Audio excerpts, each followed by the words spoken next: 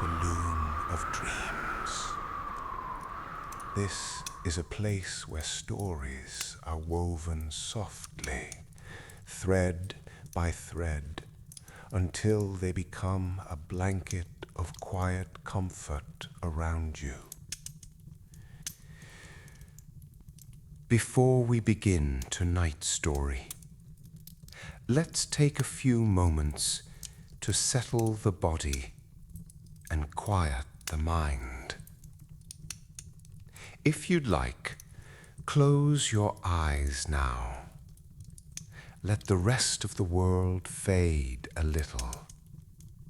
Notice where you are, the shape of the room, the stillness of the air, the gentle warmth that surrounds you. Now, take a slow breath in through your nose. Feel your chest lift and your belly rise. And then slowly breathe out through your mouth, as if you're blowing warm air onto a window. Let your shoulders drop and feel that breath leave gently, like a sigh. Again, inhale softly, not too deep, just enough to feel the cool air enter. Pause for a moment and exhale slowly. Each time you breathe, imagine the air moving like a wave, in and out, steady and kind. Your body begins to understand this rhythm, the same rhythm as a calm sea at night, the same rhythm as the fire in the hearth.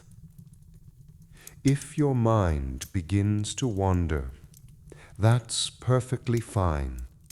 Just notice it and bring it back to your breath, back to the sound of the fire, back to the quiet in your room.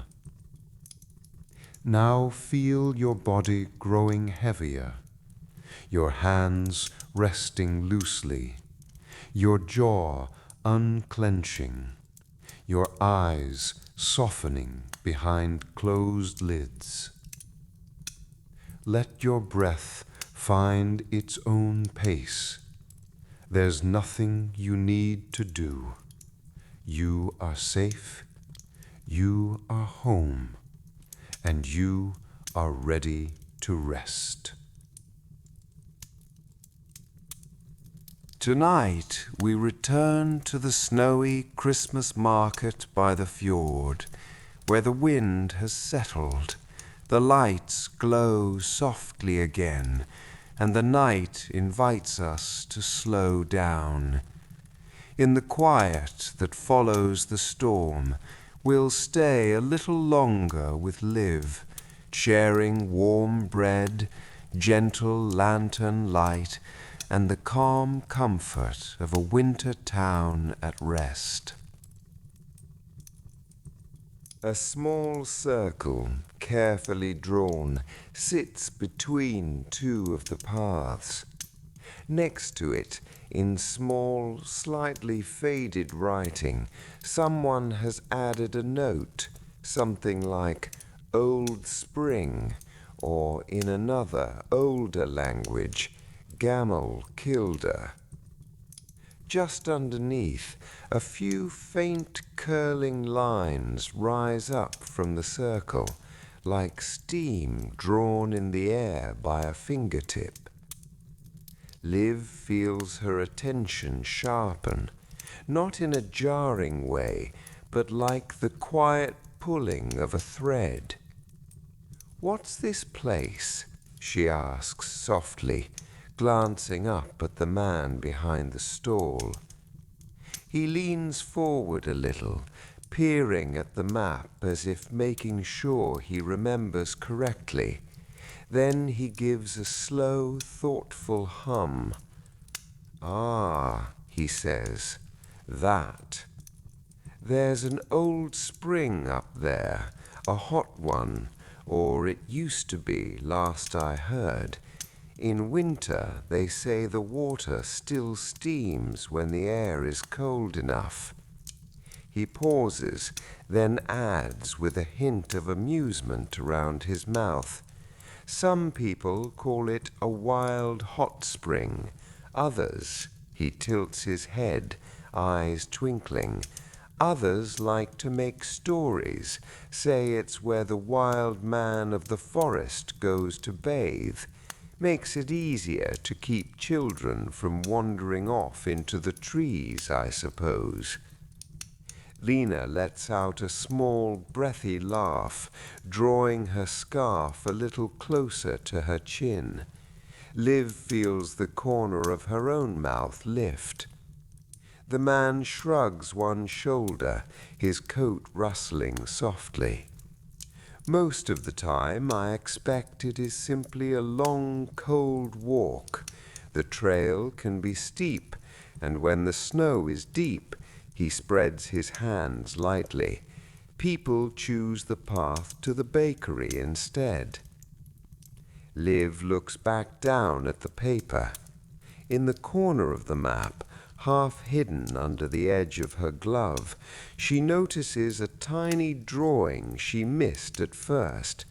Someone has sketched a very simple figure there in pencil, tall and narrow, with long arms and a kind of shaggy cloak drawn around its shoulders, like moss or leaves hanging down.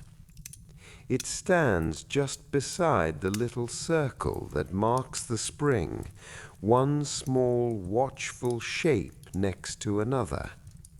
Lena leans closer, her shoulder brushing Liv's.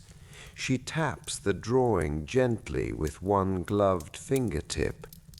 "Look," she murmurs, "that must be their wild man." Her voice holds more curiosity than fear, like someone looking at an old story that has never truly decided whether it wants to be spooky or kind. The man chuckles low in his throat. "Someone's imagination," he says, "or a bored shepherd with a pencil. These papers have passed through many hands." He watches the girls for a moment longer, then adds in an almost offhand way, "They're not worth much, these old things. If you like that one, you can take it. The map, I mean, not the creature." Liv blinks, surprised. "Are you sure?" He nods. "I've walked those paths enough times I don't need them drawn anymore. But a map is happiest when someone is still using it, or at least thinking about it." He lifts a finger, though, his tone still gentle. "Only remember, forest paths in winter can be sly. Don't go that far alone." Lena gives a small, mock-serious salute with the hand not holding her cup. Liv smiles, feeling a faint warmth spread through her chest that has nothing to do with the drink. She folds the map slowly along its old creases, once, twice, carefully bringing the little circle and its rising lines together. Then she tucks it into the inside pocket of her coat, pressing it flat against the fabric. The paper is very light, but she can feel it there, like a quiet weight over her heart. They thank the man and move on, their steps carrying them back into the brighter, busier part of the square. The sounds of the market swell gently around them again, voices, laughter, the clink of mugs, the soft squeak of snow. For now, Liv doesn't say much about the map. She just checks once or twice that it is still safely in place, fingertips brushing the outside of her coat. Somewhere between the fjord and the forest, between the warmth of the bakery and the distant steaming spring marked on that page, a new small line of possibility has been drawn. She doesn't yet know that one day she will follow it. For now, it is enough to know that it is there, waiting quietly, like a path in fresh snow that no one has stepped on yet. As the evening deepens, the sky over the fjord turns from dark blue to something closer to ink, a rich velvety black that seems to soak up the light around its edges. The market, for a while, only grows brighter in answer to it. The lanterns above the stalls glow more warmly. The lamps along the paths cast soft halos onto the snow, and the big tree in the center of the square stands like a quiet guardian, its lights twinkling gently between its branches. Near the tree, a small choir has gathered, scarves snug around their necks, songbooks held in gloved hands.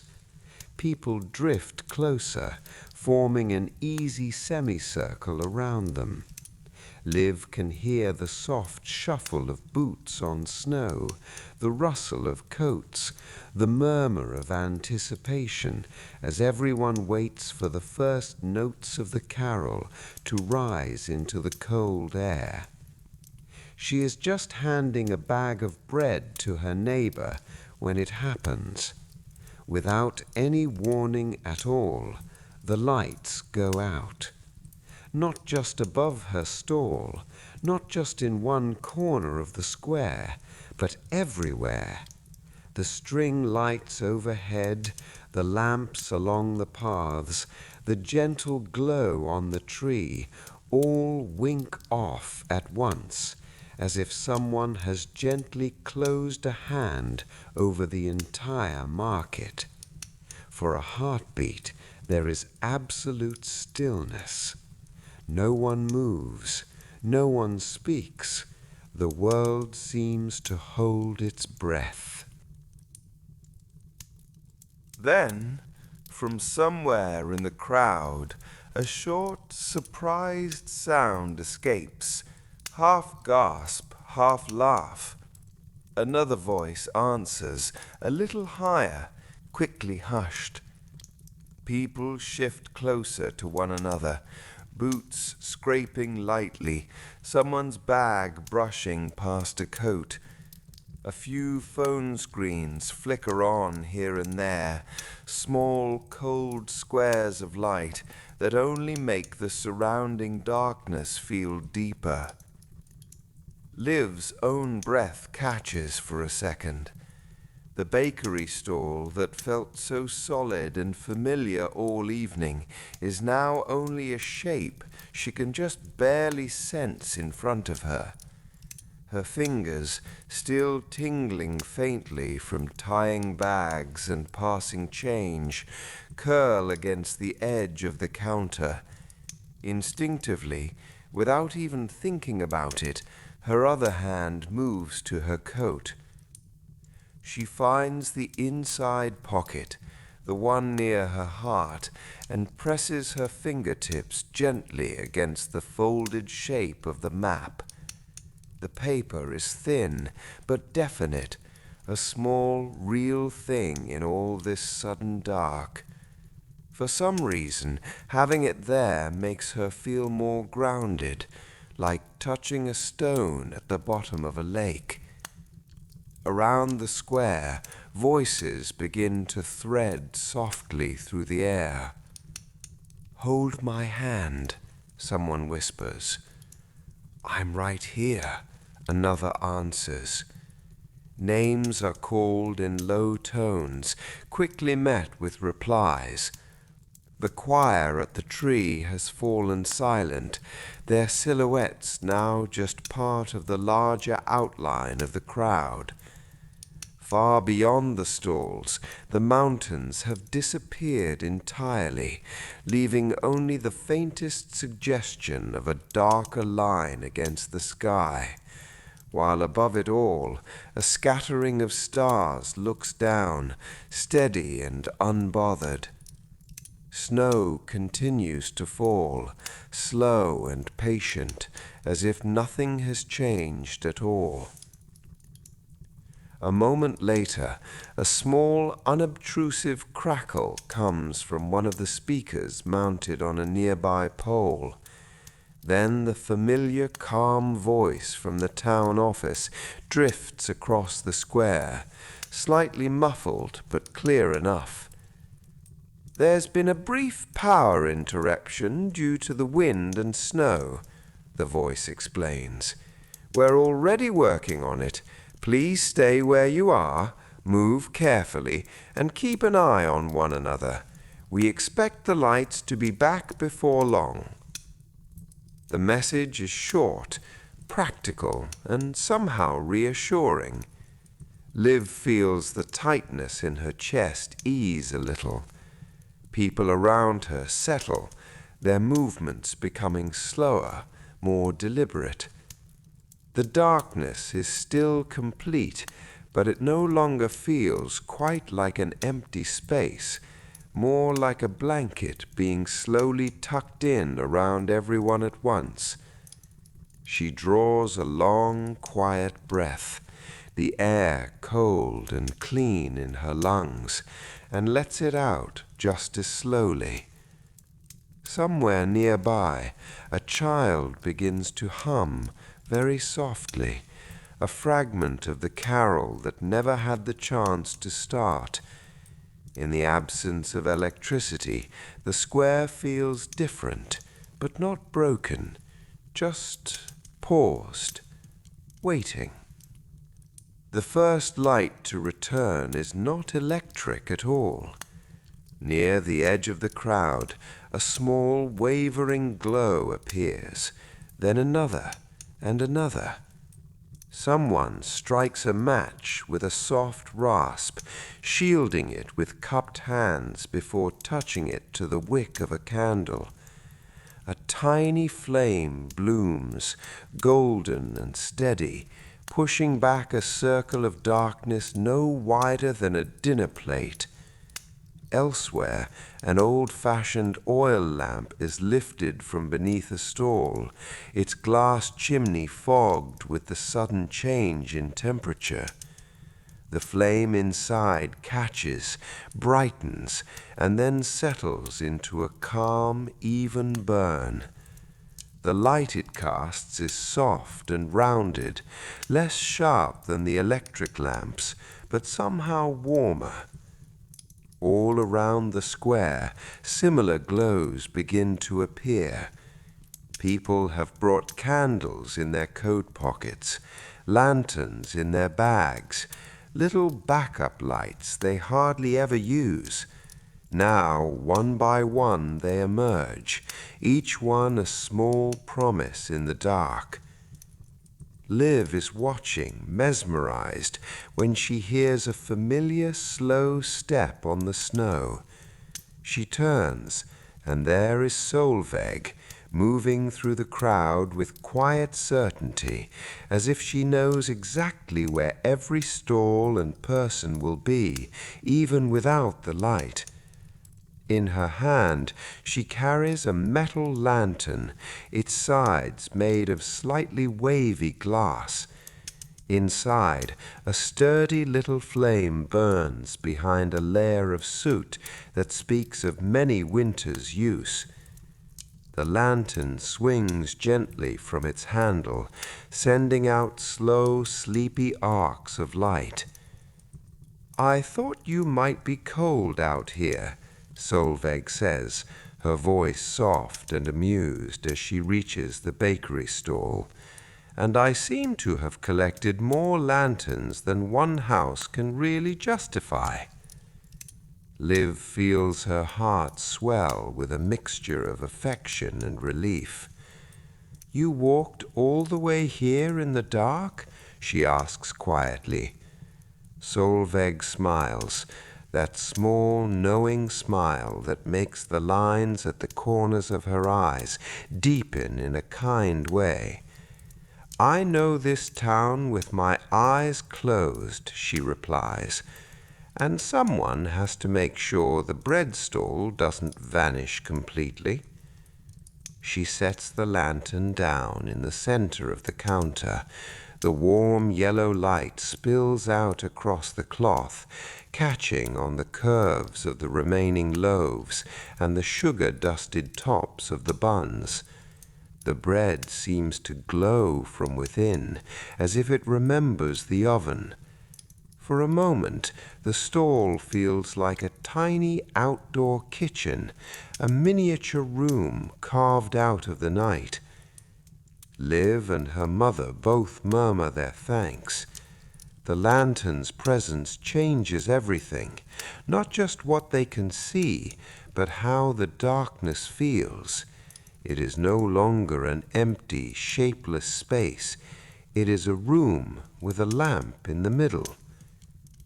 Her mother looks out at the people who have instinctively drifted closer to the light.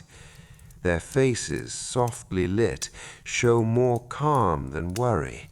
Cheeks pink from the cold, eyes reflecting the little flame.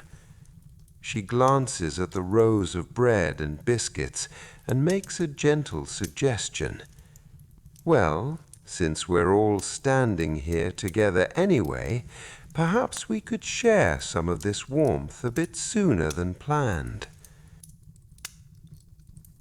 She reaches for a knife and begins to cut thick, generous slices from one of the loaves, the crust giving way with a satisfying, subtle crackle.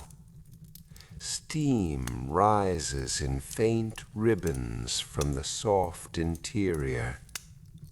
Liv follows her lead, breaking a tray of small cookies into easy handfuls. "Here," her mother says, offering a piece of bread to a nearby neighbor whose hands are wrapped around an empty cup. "It will keep your fingers warm from the inside." The joke is gentle, but it draws a few soft chuckles. People shuffle a little closer, forming an informal, loose circle around the stall. They accept the bread and biscuits with quiet thank yous, cradling them in mittened hands as if they've been handed something very fragile. Lena appears soon after, a familiar silhouette against the patchwork of lantern light. She is carrying a metal thermos and a stack of small paper cups balanced carefully in one arm. When she reaches the stall, she sets everything down and begins to pour. The liquid that flows out is a pale herbal color, steam rising in thin streams, carrying with it the clean, comforting scents of pine, chamomile, and something slightly citrusy. "From one of our winter blends," she explains softly, filling cup after cup. "Good for cold fingers and for waiting." Liv takes a cup, the heat seeping into her hands almost at once. She offers them out to those nearest, watching as they curl their fingers around the warmth, shoulders relaxing just a little. The murmur of conversation starts up again, but different now, lower, slower, the kind of voices people use in a quiet room where others might be sleeping. Candles flicker at neighboring stalls, Oil lamps glow, and the market transforms into a ring of small, overlapping circles of light. Snow drifts through them like falling ash from an invisible fire, each flake briefly illuminated before disappearing again into the dark. Standing there, with the lantern burning steadily on the counter, the smell of bread and herbs around her, and the faint clink of cups touching as people accept their tea, Liv feels something loosen and spread inside her chest. The interruption that might have been awkward or troublesome has become instead a pause full of shared warmth. People stand closer together than they did before, not crowded, just near. They speak to neighbors they hadn't yet had greeted that evening, share small comments about the snow, the choir, the taste of the bread. The darkness above them is still deep and wide, but down here, under the soft, handmade lights, it feels gentle, almost protective. Liv glances briefly toward the place on her coat where the folded map rests. She doesn't reach for it this time, just lets the awareness of it sit quietly between her and the night like another small ember of possibility. She takes a sip of the tea, feels its warmth travel slowly downward, and lets her gaze drift over the lanterns and candles scattered across the square. For the first time in a long while, she has the sense that even when the lights go out, the town knows exactly how to glow on its own. It happens so suddenly that for a heartbeat, Liv isn't sure she didn't just imagine it. One moment, the square is a patchwork of candle flames and lantern glow, quiet voices and softly clinking cups. The next, there is a tiny, almost inaudible pause in the air, as if something has clicked back into place far away. And then, all at once, the lights come back. The string lights overhead blink on in a long, rippling wave, stall after stall washing into warm gold. The lamps along the paths flare back to life, throwing familiar circles onto the snow. The church's outer lamps catch the edges of its roof, and the big tree in the center of the square bursts into full brightness again, every little star and wooden ornament suddenly outlined against the dark. For a split second, after so much softness, it feels almost too bright. People around the square let out a breath they hadn't realized they were holding. A small burst of laughter rises from somewhere near the choir, a relieved, slightly giddy sound. A child cheers, high and delighted. Another one claps their mittened hands together. Others squint instinctively, eyes narrowing against the sudden light, faces scrunching in sleepy surprise. Even the snow seems different under the lamps, whiter, sharper, its drifting patterns more visible again. Liv blinks once, twice, letting her vision readjust. The lantern on the counter is still burning, its flame now modest and gentle beside the confident glow of the electric lights. For a moment, she feels as if she is standing between two worlds, one lit by wires and switches, the other by quiet, stubborn fire. The chatter of the market swells again, a little louder now, as people comment on the interruption, on the return of the lights, on how the choir might start again after all.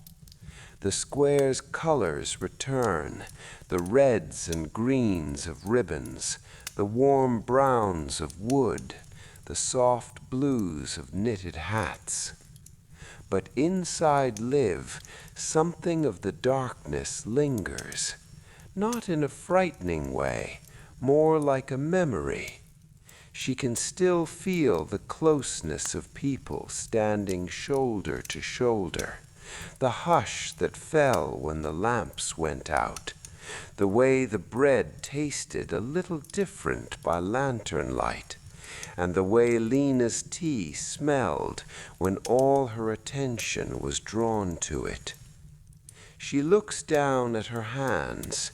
One is wrapped firmly around the lantern handle, knuckles dusted with a little flour that has somehow clung there all evening, a tiny reminder of the bakery's early morning warmth. With the other, she touches the front of her coat, pressing lightly where the inside pocket lies. The map is still there. She can't feel the lines or writing, of course, but the folded paper pushes back against her fingers, small and certain. It feels like a quiet promise, one that doesn't need to be spoken out loud yet. Her mother, who has been watching the crowd settle, leans in just enough that only Liv can really hear her. "You did well today," she says softly, as if commenting on an ordinary detail. "When we get home, we can count how many people chose your winter bread." There is warmth in her voice, not just pride, but something steadier and deeper. Liv feels it sink in slowly, like heat through wool. She lifts her gaze and lets it wander across the square. At the hot spring stall, the bottles and bundles have regained their soft glow. Lena is there, placing something back into its spot on the table. As if sensing the weight of Liv's gaze, she looks up at that exact moment. Their eyes meet. Lena's mouth curves into a small, knowing smile, one that says she too will remember the lanterns and the dark and the shared tea. Liv answers with a smile of her own, gentle and wordless, a little thread stretched across the busy space between them. Then someone clears their throat near the tree. The choir rearranges their pages, and as the first careful notes float back into the air, the market settles once more into its bright winter evening rhythm. Later, when the songs have been sung and most of the cups emptied, the market begins to fold itself quietly away. One by one, stall holders start to pack up their wares. Baskets are lifted, crates slid back under tables, cloths shaken gently free of crumbs and stray pine needles. The lights remain on, but somehow seem softer now, as if they too are growing a little tired. The crowd thins, families drifting home through the snow, friends saying their good nights at the edge of the square. At the bakery stall, the baskets are mostly empty. A few loaves remain, a handful of buns. Liv and her mother move in a slower rhythm now, stacking trays, tying cloths, tucking the last pieces of bread into a special box for tomorrow's breakfast. Solveig's lantern is still burning, though the flame has grown smaller, the glass a little clouded. Finally, they lift the lantern, fold the stall's front shelf up, and step out into the center of the square with their small cart. The wooden wheels bump softly over uneven patches of snow, leaving twin tracks that will be smoothed over by the night. Around them, other stalls go dark one after the other. The lights along the paths stay lit, but many of the hanging lanterns are gently extinguished, their brief lives of flame ending in a last glowing sigh. The music has faded now, replaced by the quiet scrape of boots and the occasional distant door closing. The great tree, however, remains. Its lights stay on, a few small beacons dangling between its branches. It stands in the middle of the now emptier square, like a watchful friend, keeping company with the snow. Liv and her mother walk home side by side, pushing the cart between them. The night is colder now, the kind of crisp, clean cold that makes every breath feel sharper and somehow more pure.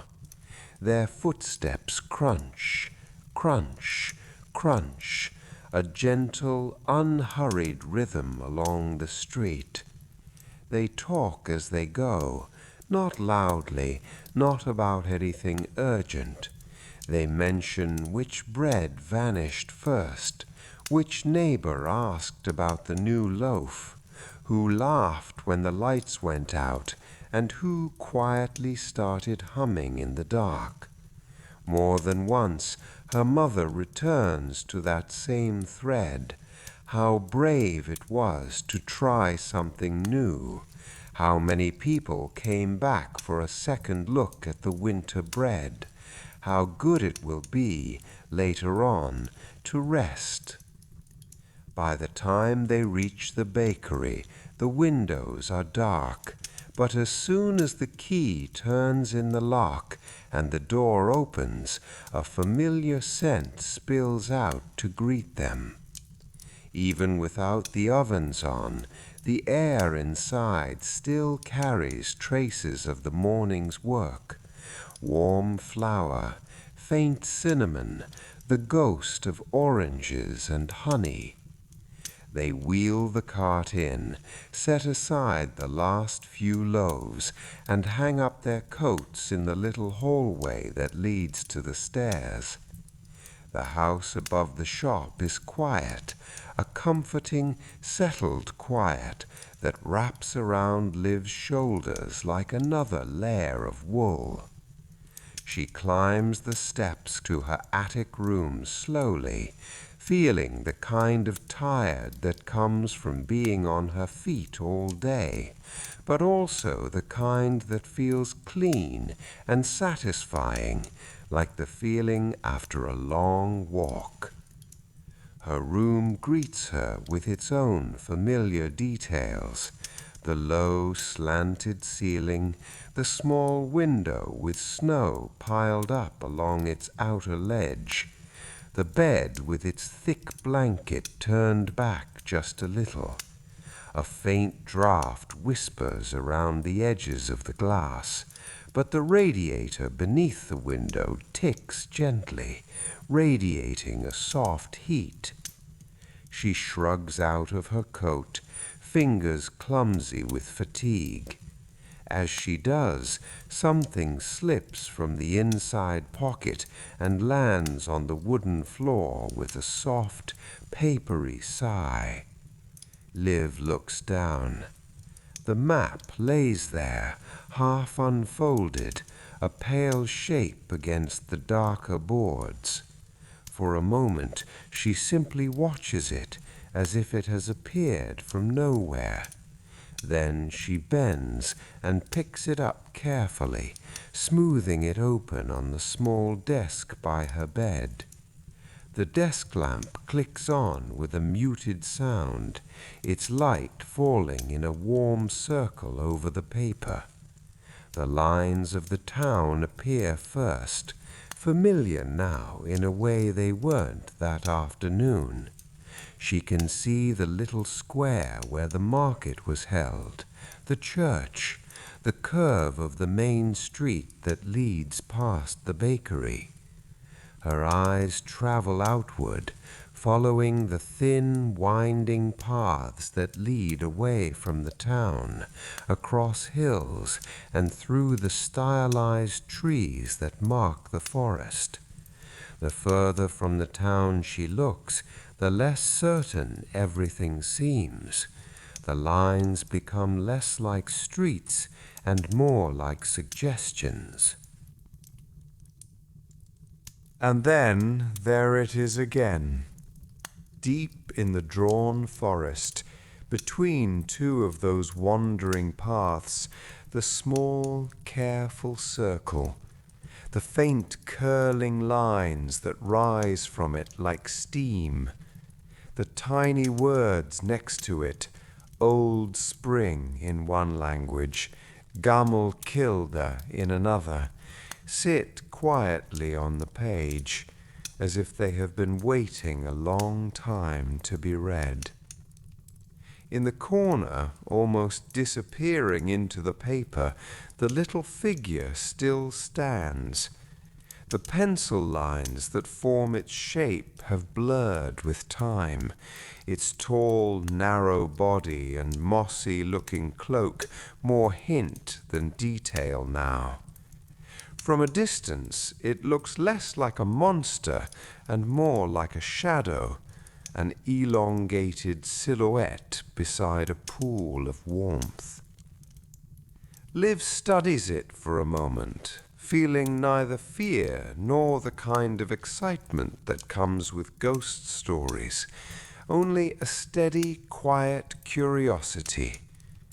Whoever drew it, she thinks, must have been thinking of the same space she is thinking of now, that place where hot water might still rise up under the snow.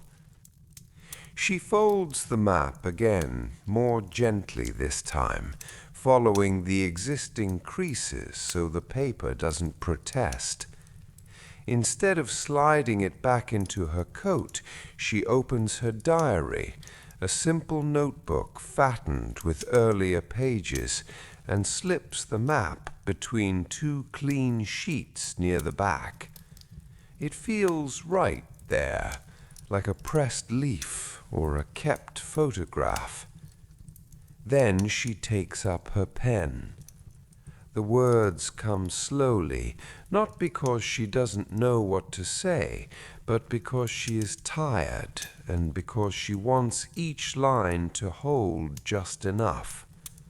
She writes about the market, about the way the wind tried to run away with the paper bags, about Lena's arrival and the first bite of the winter loaf.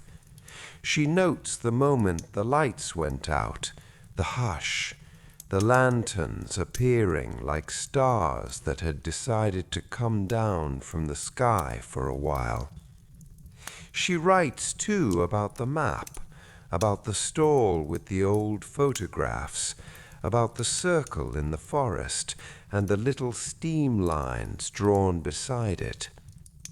At the very end, after a small pause, she adds one more sentence, something quiet, almost like a thought spoken only to the page. Maybe one day I'll follow these drawn lines into the forest with my friends and see if that old spring is still there, breathing in the cold. She reads the sentence once, feeling how it settles into place, not as a promise exactly, but as a possibility. Then she closes the diary, the map hidden safely inside it, and sets it gently on the corner of the desk. The lamp clicks off. The room drifts back into soft shadow, lit only by a little spill of light from the street and the faint glow of the sky reflected off the snow. Liv moves to the bed, easing herself under the weight of the blankets, feeling them fold around her like the cozy enclosing dark of the market earlier that night. She lies there for a moment, listening. The house creaks quietly in its old familiar way. Someone closes a cupboard in the kitchen below. The wind strokes its fingers along the rooftop, but only lightly now. Beyond her window, if she looks just right, she can see a small section of the square far away. Most of the lights there have been switched off, but a few delicate points still shine on the big tree, and a single lamp near the church door burns steady and patient. She lets that distant glow be the last thing she thinks about. Her breath slows, her body sinks deeper into the mattress, and the mixed scents of flour and cold air fade into something softer, something like sleep. Outside, snow continues to fall over the town, over the forest, over the hidden spring marked on the map. Inside, with the diary closed and the map tucked safely inside its pages, a quiet idea rests in the dark, waiting, unhurried, for another winter day. Good night.